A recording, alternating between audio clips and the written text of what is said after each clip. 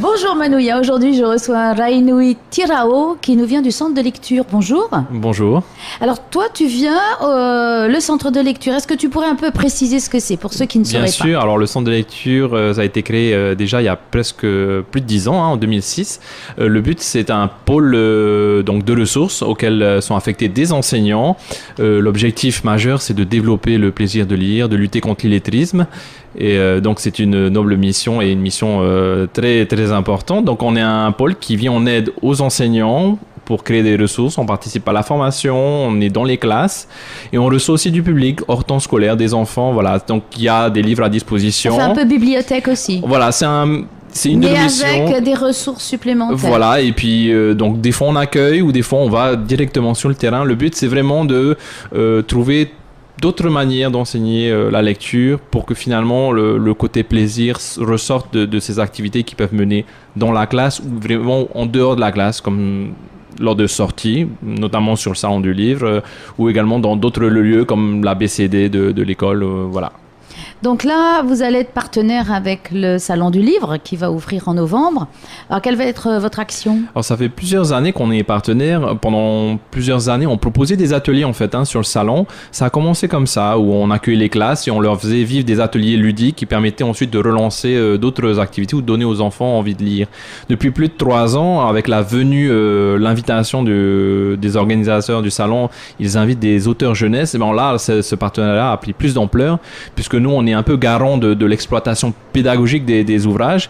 Finalement, on a fait un petit pont entre les auteurs qui étaient invités et nous, l'exploitation des ouvrages et les projets qu'on pouvait mettre en place au sein des établissements scolaires. Donc, on chapeaute un peu cette partie pédagogique et on met en place des projets avec les enseignants pour que les élèves puissent rencontrer soit sur le salon du livre, soit au sein des établissements les auteurs ou illustrateurs. Oui, ça perçoit qu'ils ne sont pas morts.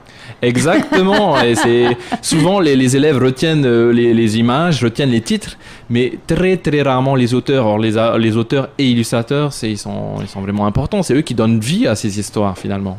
Oui, et donc de rencontrer des gens qui vont leur raconter comment ils fabriquent le livre, comment les histoires leur viennent.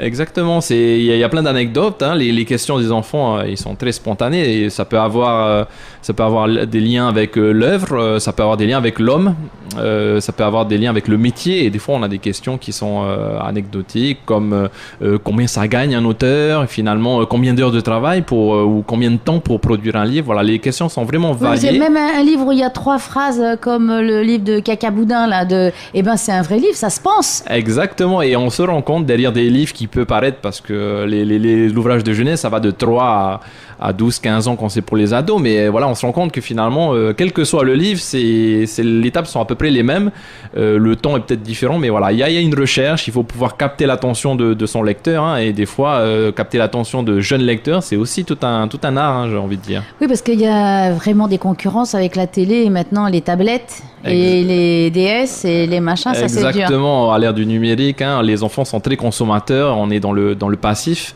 puisqu'on reçoit des informations. Le livre, il faut déjà avoir envie de le saisir, j'ai vu les d'ouvrir. enfants sur un livre essayer de faire comme ça là. Ouais.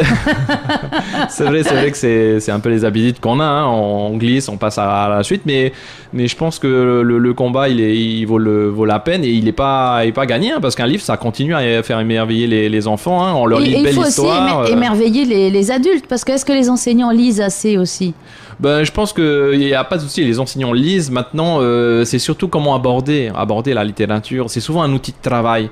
Et en tant que tel, les activités qui sont menées sont très bien. On est sur la compréhension, on est sur les compétences. Mais à certains moments, voilà, nous, c'est un peu passer sur le plaisir. Voilà, c'est un peu le regard qu'on amène. C'est bien ce que les enseignants font. Ils font des choses très bien. Maintenant, c'est un aspect du livre.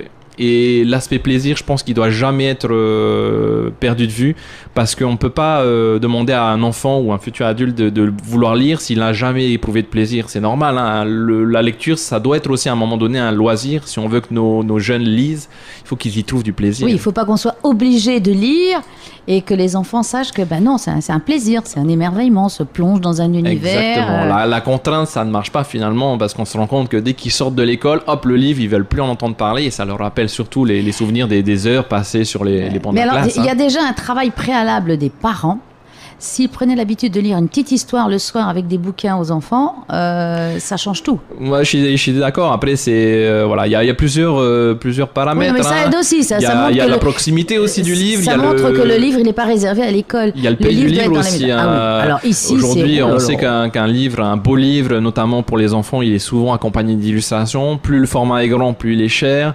Donc là aussi, c'est peut-être aussi nos autorités ont peut-être des choses à faire pour essayer de faciliter cet accès. Exactement. On parle de PPN. Pourquoi le livre ne serait pas aussi devenu un PPN, hein? C'est un produit indispensable, c'est sûr. Je pense. Hein, alors les effets sont pas immédiats. C'est sûr que voilà. Démocratiser le livre, ça c'est sur plusieurs générations. Hein. Les enfants d'aujourd'hui sont les futurs parents de demain. Il faut éduquer les parents, mais c'est surtout en mettant l'accent sur les enfants qu'on va arriver à faire bouger les choses. Mais voilà, le combat n'est pas perdu. Hein. Bon, c'est ce qu'on espère. Donc, concrètement, vous serez au Salon du Livre ? Exactement, donc les rencontres vont avoir lieu sur le Salon du Livre essentiellement, mais voilà, il y y aura aussi la possibilité... Il y a une préparation aussi chez vous là-bas Ah oui, nous on circule dans les classes, on prend les inscriptions, les enseignants sont déjà mobilisés, on a beaucoup de demandes, donc les enseignants vont préparer, parce qu'une rencontre ça se prépare, et donc ils vont lire bien sûr les œuvres, ils vont les étudier, ils vont aussi cibler les questions, hein, et chaque question va différer en fonction de l'auteur, de l'illustrateur, et voilà, ils ont 2-3 semaines pour bien préparer cette rencontre, et voilà, le jour J, les enfants seront prêts pour poser des questions, mais aussi, ce qui est sympa, c'est que des fois, les élèves produisent des textes, produisent des illustrations, et ils les présentent. Finalement, c'est pas que dans un seul sens. Il y a un échange. C'est un échange, et des fois, les auteurs sont assez surpris de voir des enfants qui proposent des choses. Et qui produisent. Voilà. Et le plaisir est là. Voilà, la production d'écrit aussi, c'est une difficulté, donc voilà, ça rend plus concret les activités qu'on fait en classe, pour ensuite les proposer à l'auteur. C'est ce qui est super. Eh ben merci Raynou, on a hâte d'y être. Ben également. Hein.